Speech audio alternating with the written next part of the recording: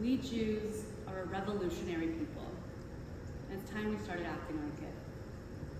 These are the powerful words of Dov Kent, former executive director of Jews for Racial and Economic Justice.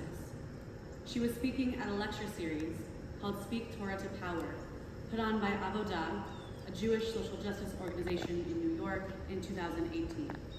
Kent continued, Jewish history is interwoven with histories of class, cultural, and national revolutions around the world. For generations, our safety and thriving, our futures have been intimately interwoven with the futures of the people around us. But that's not the story that we tell over and over. That's not the story we pass down to our children. That's not the story that I was taught. That story goes more like this. We have always been persecuted.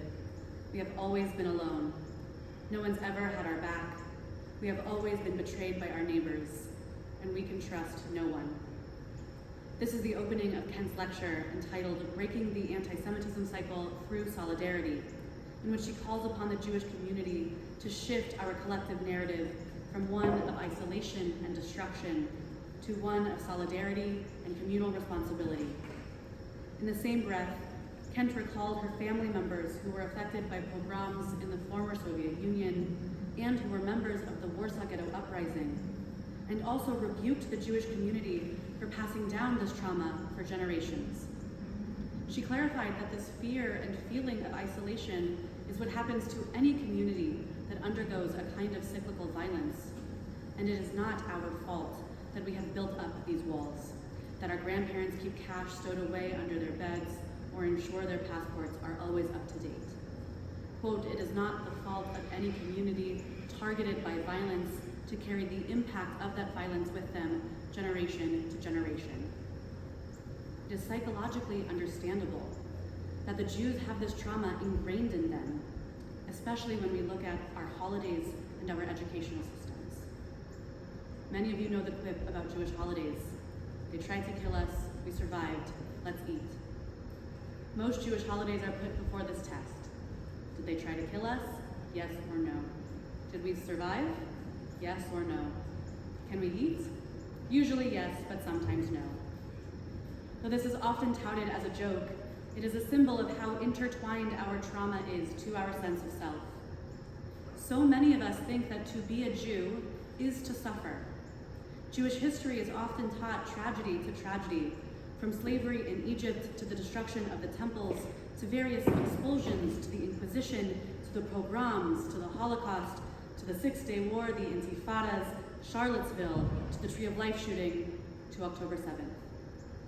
Even in the Haggadah on Passover, we are commanded not only to see our ancestors as if they were slaves in Egypt, but that we should see ourselves as if we were slaves. At what point does the retelling of these stories pass the point of education and constitute re-traumatizing ourselves and our children? When we see the Jewish story as one of only destruction and devastation, isolation and wariness make sense.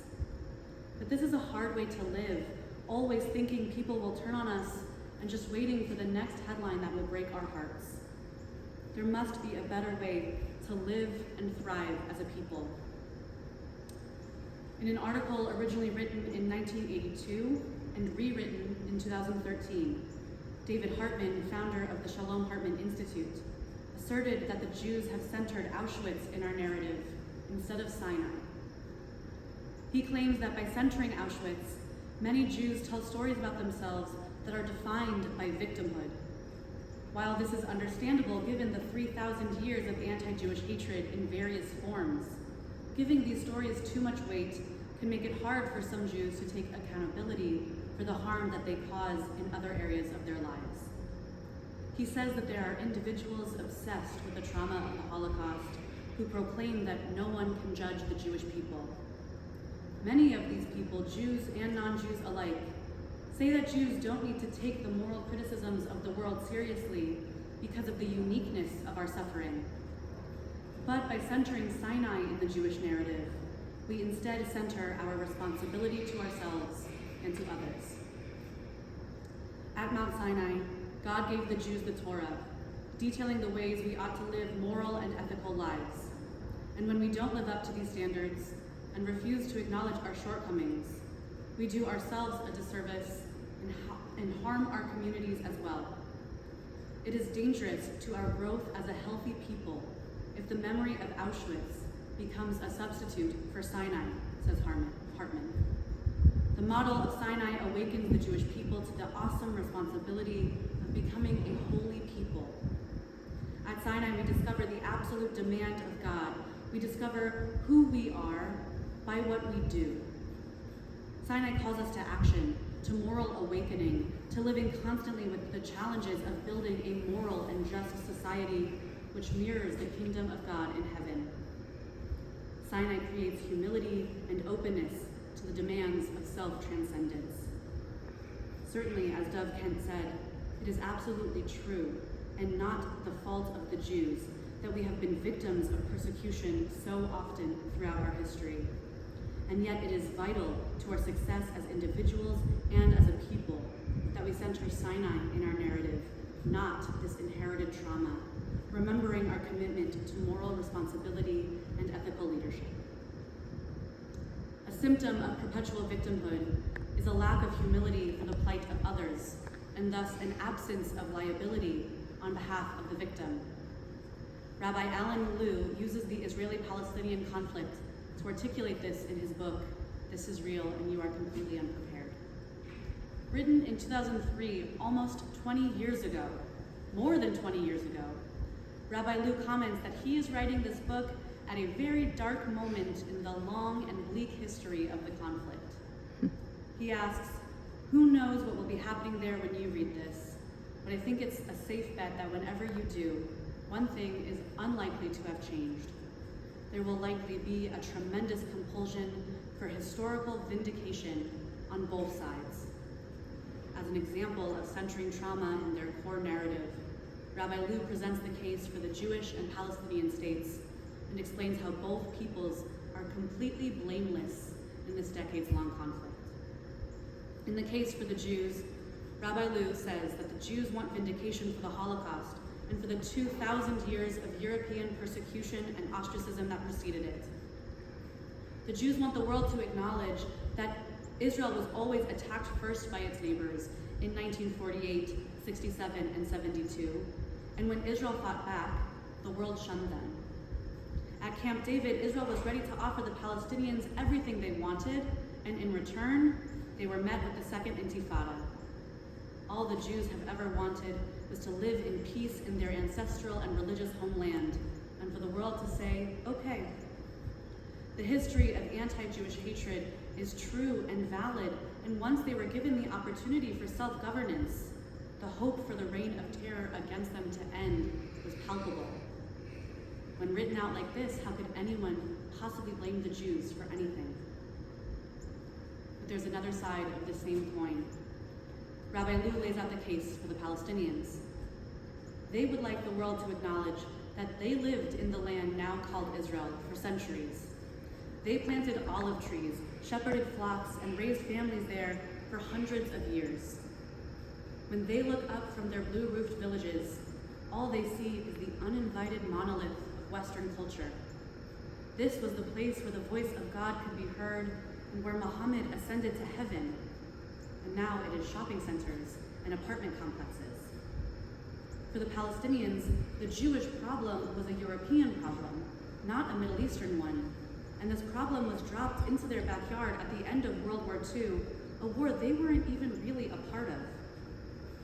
Hundreds of thousands of people emigrated to their homeland and pushed them out of their homes, put up walls that separated this part of the land from that part of the land, and they were no longer able to pass through freely. When written out like this, how could anyone possibly blame the Palestinians for anything?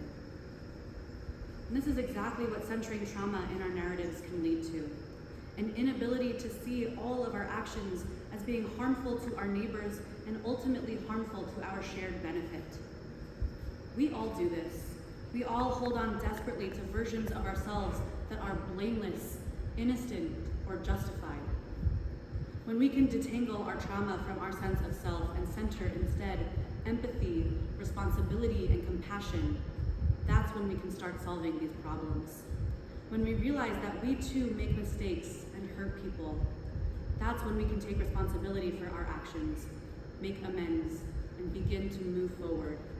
And that's the work of the High Holidays. Today, as we begin our turn inward, as we begin the process of tshuva, we ask ourselves these big questions. Am I taking responsibility for the things I have done wrong, for the things I am actively or passively complacent in? Am I living up to the moral standard I have set for myself and that the Jewish people agreed to at Sinai? Hoffman discusses this connection to the High Holidays, explaining that cheshbon hanefesh, self-examination, is a necessary condition for tshuva, repentance, and renewal. Honesty to oneself and to others is a precondition for authentic human growth and creativity. Breakthroughs in the human spirit are facilitated by the courage to admit our moral failures. Admitting our faults is not only hard in the simplest sense of the word, but it is often so unconscious that we don't even realize we're not doing it. We are about to read the fateful story of the Akedah, the binding of Isaac. Abraham, our first patriarch, the first Jew, is told by God to bring his son Isaac up Mount Moriah and sacrifice him. Abraham, who by this point in the story has been commanded to leave his home and go to a place he doesn't know, argued with God about destroying Sodom and Gomorrah and lost, and banished his handmaid Hagar and their first son Ishmael, knows no other life than one of commandedness and relationship with God. Now, don't get me wrong, I don't mean to say that God is the source of trauma in Abraham's life. But I do think that much of Abraham's life has been traumatic, and God has certainly been at the center of it all. The center of Abraham's self-understanding is to listen to God at all costs, no matter the consequence. So it's no wonder why he seems to agree to this act without question. He takes Isaac up the mountain and lifts the knife, ready to do the deed, when God saves them both from further pain. After this story, Isaac and Abraham never speak again. Now, obviously Sinai hasn't happened yet at this point in Abraham's story, but what would it have looked like for Abraham to center Sinai in his life instead? Might he have continued to argue with God about sacrificing his son, like he did with Sodom and Gomorrah? Would he have flat out refused to do this, caring instead about the well-being of his family and prioritizing his responsibility as a father? Would he have apologized to his son after they were both saved, trying to make amends for what almost happened? Would Isaac go on to live a life without trauma, or at least far less trauma, and be able to break this cycle for his children? Would Abraham and Isaac get more time together, living joyful lives full of love, communication, and family? When we center Sinai, we break the cycle of trauma that is inherited generation after generation, and we get to reshape our narrative, move through our trauma into a Judaism of accountability, connectedness, and joy.